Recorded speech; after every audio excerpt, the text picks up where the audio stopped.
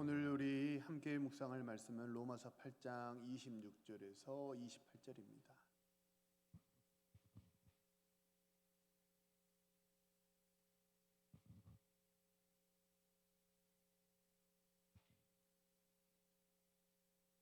로마서 8장 26절에서 28절의 말씀, 우리 찾으셨으면 함께 읽겠습니다. 로마서 8장 26절입니다. 이와 같이 성령도 우리의 연약함을 도우시나니 우리는 마땅히 기도할 바를 알지 못하나 오직 성령이 말할 수 없는 탄식으로 우리를 위하여 친히 간구하시느니라. 마음을 살피시는 이가 성령의 생각을 아시나니 이는 성령이 하나님의 뜻대로 성도를 위하여 간구하심이라. 우리가 알거니와 하나님을 사랑하는 자 곧 그 뜻대로 부르심을 입은 자들에게는 모든 것이 합력하여 선을 이루느니라. 아멘. 할렐루야. 한번 우리 앞뒤 좌우 옆성 서로 인사하시죠. 하나님 당신을 사랑하십니다.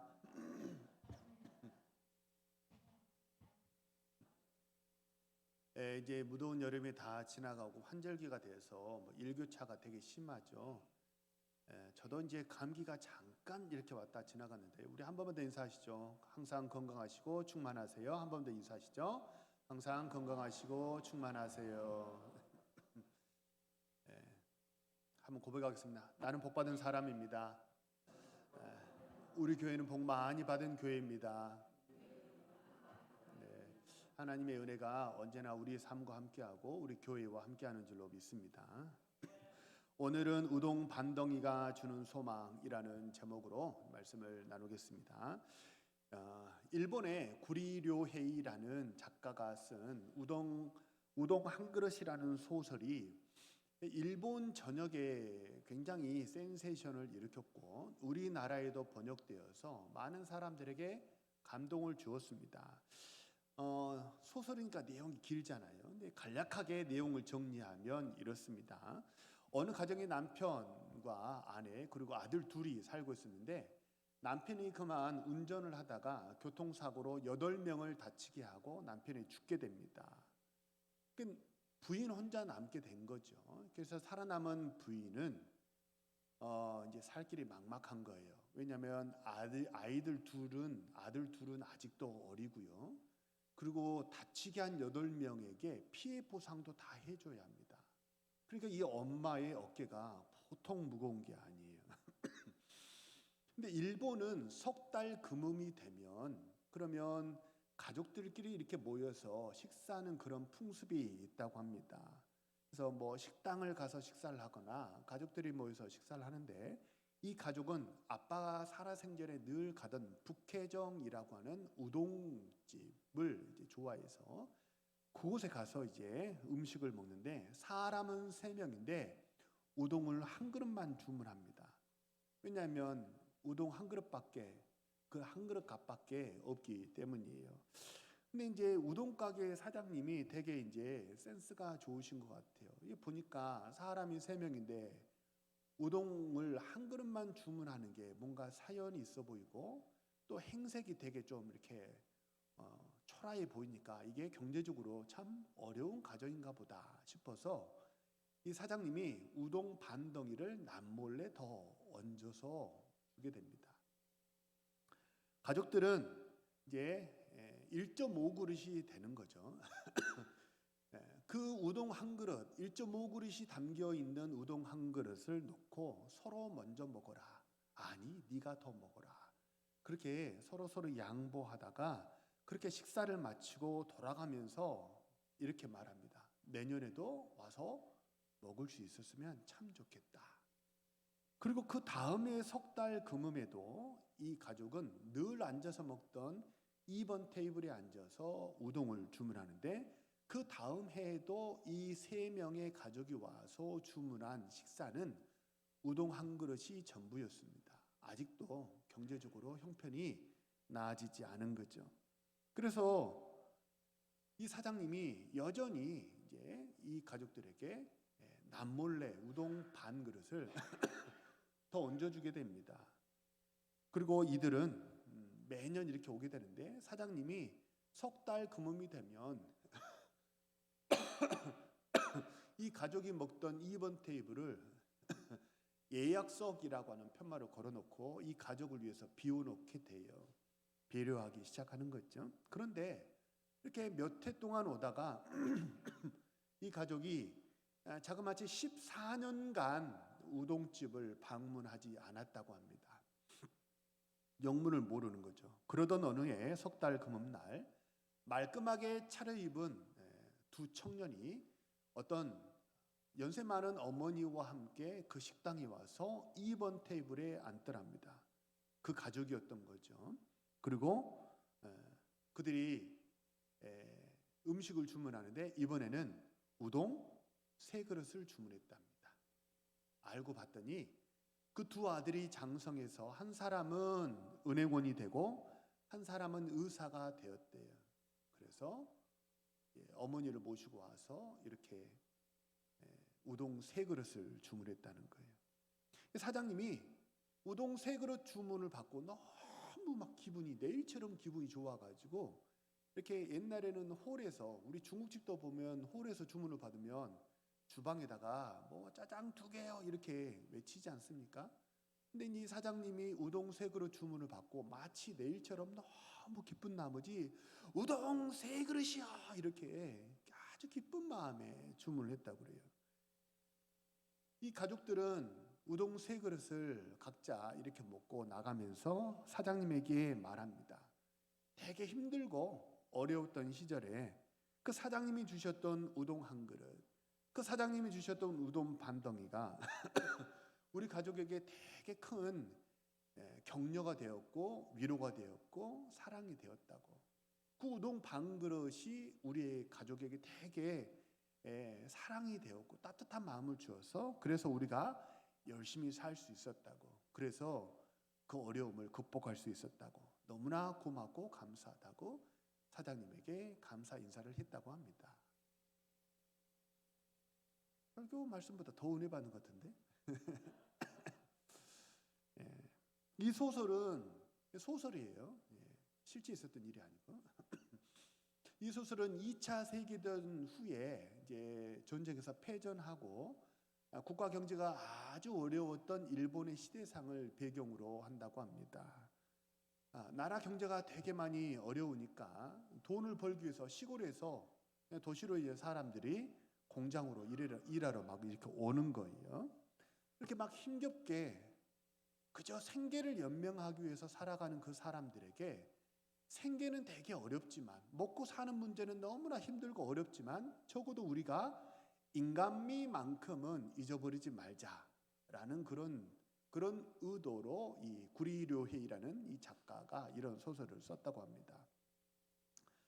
제가 이 소설을 소개해드린 이유는 이 소설에 나오는 이 우동 반덩이를 더 주었던 이 우동가게 사장님의 도움이 마치 우리를 도우시는 성령 하나님의 모습과 너무나 흡사하기 때문입니다. 오늘 본문 26절은 성령께서 우리 연약함을 도우신다 이렇게 말씀하세요. 그러니까 성령 하나님은 우리가 연약하다는 것도 알고요. 우리가 힘들고 되게 어려운 상황에 놓여 있다는 것을 다 아시는 줄로 믿으시기를 바랍니다. 그리고 어떻게 하시냐면 도와주신다는 거예요. 하나님은 성령 하나님은 어떠냐면 그냥 결과물을 주지 않으세요. 그냥 이렇게 돈다발을 턱하니 우리에게 주시거나 갑자기 아파트를 턱하니 주시거나 공부도 하지 않았는데 서울대 합격증을 턱하니 주시거나 그렇게 결과물을 주시는 게 아니라 성령 하나님은 어떻게 하시냐면 우리가 일어설 수 있도록 그 과정을 도우시는 그런 방식으로 우리를 도우신다는 거예요. 우리가 자녀를 양육할 때도 혹시 그런 거 느끼지 않으십니까? 우리 자녀가 엄청 사랑스럽죠. 저도 참 이렇게 저희 어머니는 되게 어려운 시절에 우리 박씨 집안에 시집 오셔가지고 이렇게 여성다운 모습을 이렇게 꾸리면서 그렇게 살아갈 여유가 없으셨어요. 저희 어머니도 엄청 힘들고 어려우셔가지고 공장에서 일하시고, 낮에는 공장에서 일하시고 밤에는 교회에서 철야하기도 하시면서 그렇게 되게 피곤한 그런 삶을 사셨어요. 근데 이제 그 어머니가 이렇게 따뜻한 말, 이렇게 항상 이렇게 그런 말을 이렇게 잘 하시지를 못했어요. 근데 제가 군대 갔는데 어머니께서 저에게 그 써주신 편지, 첫 번째 편지의 첫 구절이 그냥 이렇게 제 평생에 되게 기억이 남아요. 그 어머니들은 그런 말씀 많이 하시죠. 이렇게 눈에 넣어도 아프지 않을 만큼 사랑한다, 그런 말을 하시잖아요. 저는 우리 어머니에게 그런 표현을 들어본 게 그때가 처음이었습니다. 어머니는 그런 말을 할 여유가 별로 없었거든요. 근데 눈에 넣어도 아프지 않을 만큼 사랑하는 아들 은철아, 이렇게 편지를 딱 시작하는데 그 말을 제 평생에 듣는데 아주 강력하게 제 뇌리에 어머니의 마음이 바로 이런 것이었구나, 제 마음에 남더라고요. 근데 아무리 자녀를 눈에 넣어도 아프지 않을 만큼 그렇게 사랑한다 손 치더라도 자녀의 말을 무조건 다 들어줄 수는 없는 거죠. 자녀가 과자 사달라는 대로 다 과자 사주고, 초콜릿, 사탕 달라는 대로 다 주고, 게임하고 싶다면 얼마든지 게임 다 하라고 게임기도 사주고, 시간도 많이 주고, 핸드폰도 주고, 그렇게 무작정 다 들어주기만 하면 어떻습니까? 자녀가 잘 될 것 같지만 오히려 자녀가 저항력을 잃어버리죠. 자기 충동 조절 능력, 인내심 이런 거를 갖지 못하고 오히려 자녀를 망치게 되는 경우가 훨씬 더 많지 않습니까? 그래서 다 들어주면 삐뚤어지게 되고, 다 들어주면 되려 미숙하게 되는 거죠. 그래서 록펠러 같은 사람은 그에 관한 책이 워낙 많으니까 읽어보면요, 그렇게 재벌이잖아요. 재벌, 돈이 많은 정도가 아니고 재벌 가문인데도 불구하고 그의 아들이 용돈을 달라 하면 그냥 용돈을 주지 않고 가사를 돕거나 아르바이트를 해서 반드시 직접 노동을 통해서 돈을 벌게 했다고 하지 않습니까? 성령 하나님도 마찬가지세요. 그냥 우리가 달라고 하면 그냥 그거를 덕하니 이렇게 돈다발을 던져주시면서 그래 여기 있으니까 마음껏 써라 이렇게 하지 않으시고, 이렇게 결과물을 주시는 게 아니라 일어서는 그 과정을 잘 감당하도록 우리에게 능력을 주시고 지혜를 주시고 깨달음을 주시는 그런 방식으로 우리를 도우시는 줄로 믿으시기를 바랍니다. 목사님 꼭 그런 건 아니던데요. 성경을 읽어보니까 특히 사도행전을 보면요, 목사님, 마가의 다락방이 성령이 임한 다음에는 저 사람들 막 열심히, 그러면 목사님 말씀대로라면 초대교회 성도들이 열심히 외국어를 공부할 수 있도록 길을 열어주고 공부할 수 있도록 지혜를 주고 그래야 되는데, 초대교회 때 방언이 임한 다음에는 갑자기 외국어가 터지고 갑자기 3,000명이 회개가 되고 갑자기 안진뱅이가 일어서고 이런 초자연적인 초월적인 그런 역사들이 사도행전에 많지 않았습니까? 하고 의문이 드실 수 있을 거예요. 성령 시대도 초기 성령 시대가 있고 후기 성령 시대가 있거든요. 초기 성령 시대는 어떠냐면 아무것도 베이스가 이제 기초가 깔리지 않은 그런 상황입니다. 그렇기 때문에 성령 하나님께서 모든 것을 빨리빨리 이렇게 기초를 닦아야 하기 때문에 성령께서 초월적으로 역사하시는 그런 경우가 엄청 많았습니다. 근데 우리가 사는 이 시대는 계시의 완성 시대고 모든 기초가 다 깔려진 그런 후기 성령 시대에 우리는 살고 있어요. 그러니까 후기 성령 시대는 어떠냐면 성령 하나님은 전면에 나서서 일하시기보다 이렇게 뒤에 조력자로 빠지시고 그 전면에 누구를 서게 하냐면 우리 하나님의 백성들, 일꾼들을 서게 하세요. 사람이 세워져야 그래야 지속 가능한 상황이 될 수 있기 때문입니다. 예를 들어 보면 성경에서 은사를 말하는 성경이 고린도전서 12장도 은사장이고 로마서 12장도 은사장입니다. 똑같이 은사를 소개해요. 그런데 고린도전서 12장에 나오는 은사는요, 로마서 12장에 하나도 나오지 않아요. 이 둘의 은사가 전혀 중복되지 않습니다. 고린도전서 12장에 나오는 은사는 대개 고린도 교회가 세워진 지 얼마 되지 않았고, 당시 바울 사도가 2차 전도 여행을 다니면서 그 당시에 아덴, 고린도 이 지역을 다니면서 굉장히 폭력배들을 동원한 방해하는 세력들이 많았기 때문에 성령 하나님께서 세워진 지 얼마 되지 않은 교회에 은사를 주셔가지고 이렇게 빨리빨리 교회를 세우시려는 그런 목적으로 주신 은사들을 기록한 게 고린도전서 12장입니다. 그러니까 거기는 초월적인 은사들이 많이 나와요. 예를 들면 손을 얹어서 기도하면 병이 낫습니다. 신유죠. 방언을 하고요, 예언을 하고요. 이런 초월적인 은사가 고린도전서 12장에는 많이 나오는데, 반대로 로마서 12장은 어떠냐면 이 로마 교회는 세워진 지 오래된 교회예요. 그러니까 이 뭔가 빨리빨리 세워야 되는 이런 초원적인 역사보다는 이미 모여있는 이 성도들이 질서적으로 하나님을 잘 섬기는 그런 교회를 이루라고 대단히 합리적인 그런 은사, 이성적인 은사를 많이 소개합니다. 그러니까 어떤 은사가 나오냐면 다스림, 섬김, 가르침, 위로, 구제, 이걸 은사라고 말할 수 있을까 싶을 정도로 너무나 상식적이고 너무나 현실적인 그런 은사를 소개해요. 왜냐하면 로마 교회는 뭐가 필요한 거예요? 이제 지속 가능한 상황에서 사람이 세워져야 되기 때문에 그런 질서적인 은사를 많이 소개한다는 것입니다. 그러면 우리 동훈교회는 어떨까요? 우리 교회는 세워진 지 73년이나 된 그런 교회입니다.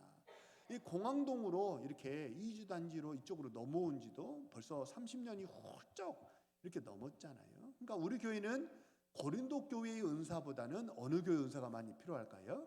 로마 교회의 은사가 많이 필요해요. 그래서 우리 교회는 질서를 잡아주는 그런 은사를 많이 필요로 합니다. 바라고 소망하는 사랑하는 모든 성도님들, 잘 다스리는 은사, 잘 섬기는 은사, 위로의 은사, 구제와 섬김의 은사를 많이 받으셔서 우리 교회를, 하나님의 교회를 든든하게 세워가시는 우리 사랑하는 모든 성도님들 되시기를 소망하고 축복합니다. 우리가 잘 아는 에베소서 5장 18절은 술 취하지 말라, 이는 방탕한 것이니 오직 성령으로 충만함을 받으라, 이렇게 말씀합니다. 그러니까 술에 취하면 어떻게 됩니까? 방탕하게 됩니다. 방탕이라는 말의 뜻이 뭐냐면 하지 말아야 할 것에 과도하게 빠져서 죄를 범하게 된다. 이게 방탕이라는 말의 뜻이더라고요. 그러니까 방탕은 세 가지입니다. 하지 말아야 할 것을 하고요, 또 그것을 지나치게 많이 하고요, 그리고 결과적으로 뭘 짓게 돼요? 죄를 짓는 게 방탕입니다. 왜 술에 취하면 방탕하게 되냐면요, 술에 취하면 어떻습니까?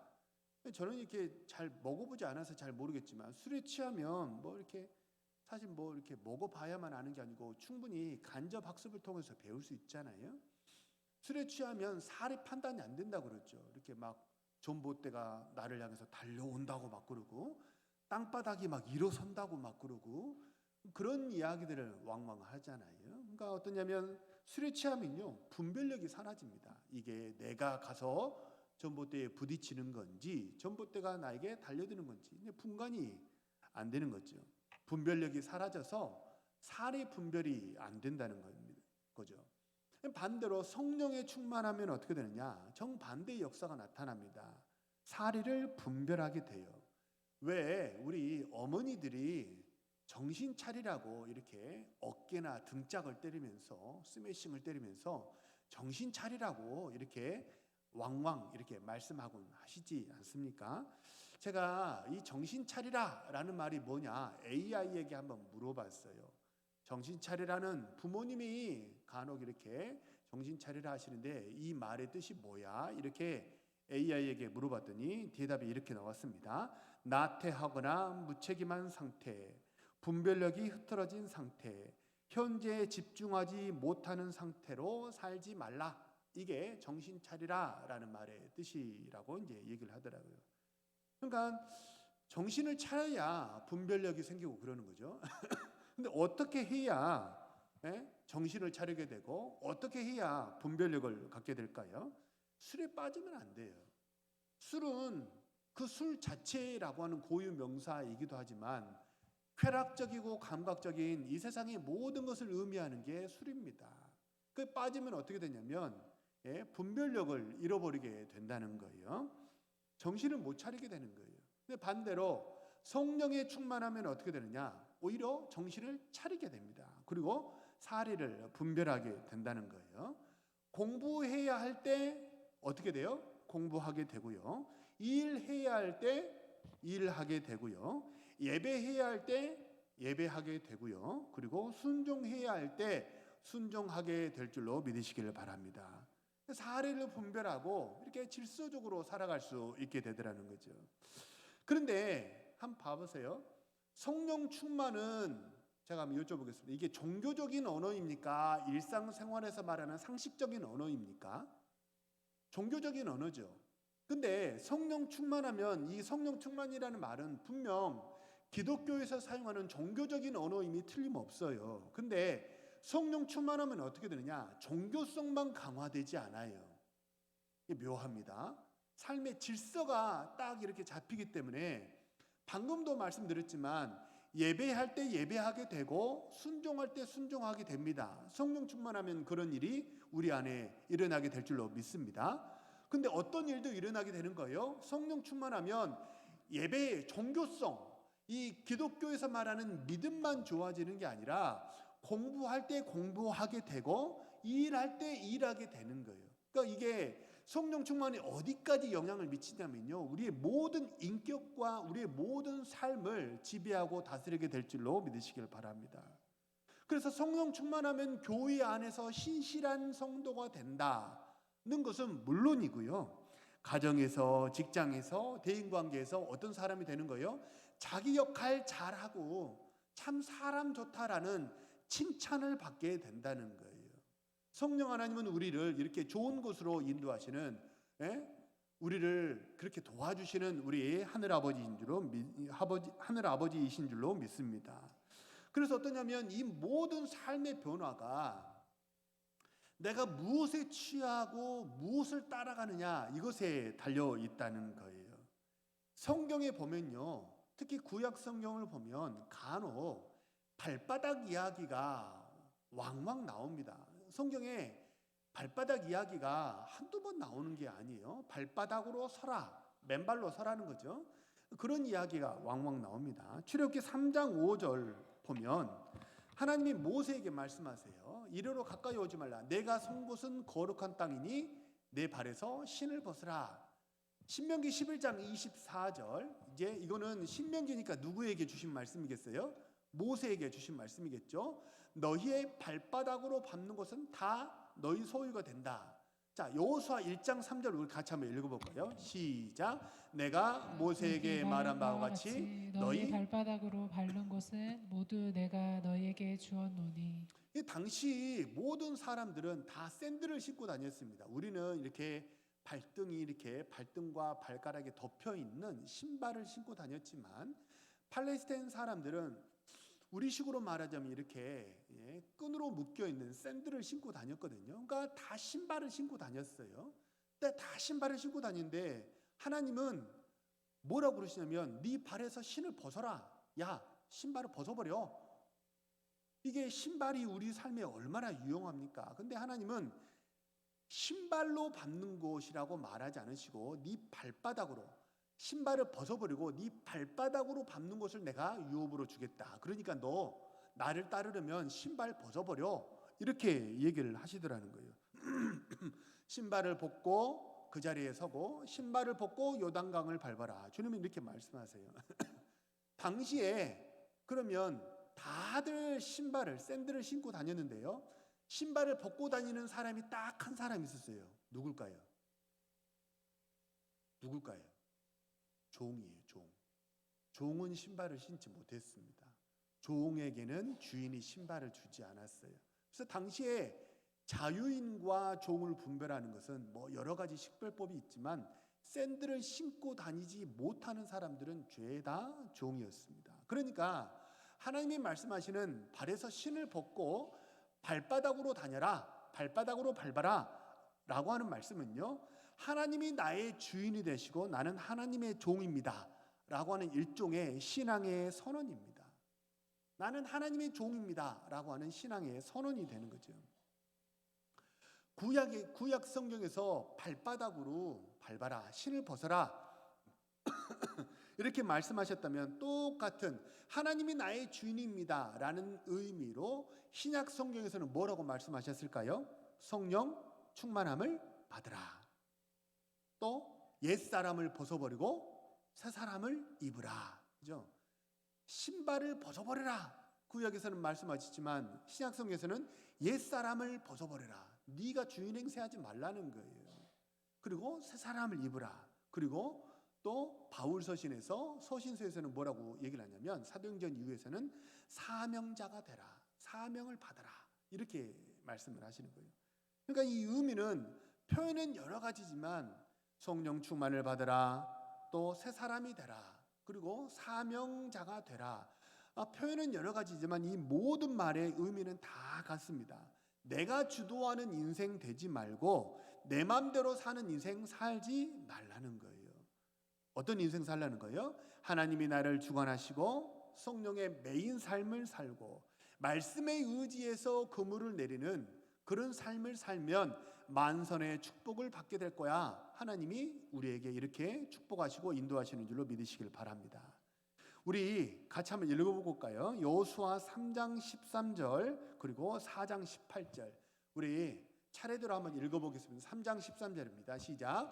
온 땅이 주 여호와의 궤를 맨 제사장들의 발바닥이 요단 물을 밟고 멈추면 요단 물 곧 위에서부터 흘러내리던 물이 끊어지고 한 곳에 쌓여 서리라. 여호수아 4장 18절입니다. 시작. 여호와의 언약궤를 맨 제사장들이 요단 가운데서 나오며 그 발바닥으로 육지를 밟는 동시에 요단 물이 본 곳으로 도로 흘러서 전과 같이 언덕에 넘쳤더라. 자, 3장 13절은 제사장이 발바닥으로 요단 강물을 밟으니까 어떻게 됐다는 거예요? 흐르던 강물이 멈췄다는 거예요. 그리고 4장 18절은 그 요단강 한가운데 제사장들이 서 있는 거예요. 그러면 이스라엘 백성들이 다 요단강을 건넌 다음에 맨 마지막에 제일 처음 들어가서 한가운데 섰다가 다 건넌 다음에 맨 마지막에 나와서 발바닥으로 육지를 딱 밟는 그 순간 어떻게 되냐면 그 요단강 물이 이전처럼 도로 흐르게 됐다는 거예요. 사람이 무슨 능력이 있어서 흐르던 요단강 물을 막게 하고 또 멈춰섰던 요단강 물을 흐르게 해요? 사람은 그렇게 할 능력이 없잖아요. 근데 어떻게 된다는 거예요? 성령께 매인 삶을 살게 되면 우리 사명을 감당하는데 앞길을 막고 있는 방해하는 것들은 하나님 아버지께서 멈추도록 막아주실 줄로 믿으시기를 바랍니다. 내가 막지 못해요. 방해하는 세력 그거 엄청 교활하고 엄청 끈질기거든요. 이게 한 번 떼어냈다고 해서 귀신 한 번 쫓아냈다고 해서 귀신이 다시는 안 가겠다 그러지 않아요. 끈덕지게 우리를 쫓아오고 계속해서 괴롭히고 그리고 졸지도 않고 주무시지도 않기 때문에 계속해서 우리 주변을 탐색하면서 우리의 약점을 캐내는 거예요. 그래서 우리에 대한 프로파일이 다 있습니다. 성도들 한 사람 한 사람에 대한 프로파일이 마귀에게 다 있어요. 그래서 강한 게 무엇이고 약한 게 무엇이고 지난번에 이렇게 공격했더니 방어를 잘 하더라. 근데 어떤 공격에는 넘어지더라. 이런 빅데이터가 마귀에게 다 프로파일링이 돼 있다는 거예요. 그래서 어떻게 해요? 약점만 치고 들어가요. 그리고 한 번은 방어하더라. 근데 두 번, 세 번 공격하면 지구력이 약해서 금방 넘어지더라. 이런 데이터도 있기 때문에 마귀는 한 번 쫓아냈다고 도망가지 않아요. 잠시 물러갔다 뿐이지 다시 공격해 온다는 거예요. 그 모든 마귀의 공격을 우리 사람의 힘이 무슨 능력이 있어서 멈추게 하냐는 거예요. 우리는 약속의 땅 가나안을 가려면 이 요단을 건너야만 합니다. 아멘? 아멘이십니까? 요단강을 건너야 이 약속의 땅 가나안으로 가는데 넘실거리는 이 요단강을 사람이 무슨 힘으로 가르고 무슨 힘으로 멈추게 하겠어요? 하나님의 사명을 맡은 하나님의 사람은 성령의 매인 삶을 살면 내가 아니라 내 안에 계신 성령 하나님께서 우리를 선한 길로 인도하시고 악의 세력을 막아주실 줄로 믿으시기를 바랍니다. 근데 반대로 물이 없으면 너무 고생하잖아요. 이번에 강릉이 물이 없어가지고 얼마나 고생했어요, 그죠? 그러니까 이게 일시적으로 또 막아놨지만 이 자연 섭리상 이 물은 흘러야 되잖아요. 원래대로 흘러야 될 물은 또 어떻게 하는 거예요? 하나님 아버지께서 원래대로 다시 흐르게 하실 줄로 믿으시길 바랍니다. 나는 못해요. 나는 못해요. 나를 도우시는, 우리 연약함을 도우시는 내 안에 계신 성령 하나님을 우리가 온전히 의지하고 그 성령께 매인 삶을 살면, 내가 신을 벗고 성령께 온전히 의탁하는 삶을 살면, 그러면 성령 하나님께서 막아주기도 하시고 다시 물이 흐르게도 하실 줄로 믿으시기를 바랍니다. 바라고 소망합니다. 그게 우리가 예수 믿는 이유입니다. 나는 못하기 때문이에요. 나는 지혜가 없고 나는 능력이 없기 때문에, 그래서 나는 못해요. 근데 누구는 하시는 거예요? 주님은 하시는 거예요. 그래서 우리가 연약할수록 어떻게 되냐면, 연약할수록 더 말씀을 의지하고 힘들고 고난이 다가올수록 더 예배 자리를 지켜야 합니다. 왜냐하면 그래야 성령 하나님께서 막아주시고 또 흐르게 하시기 때문입니다.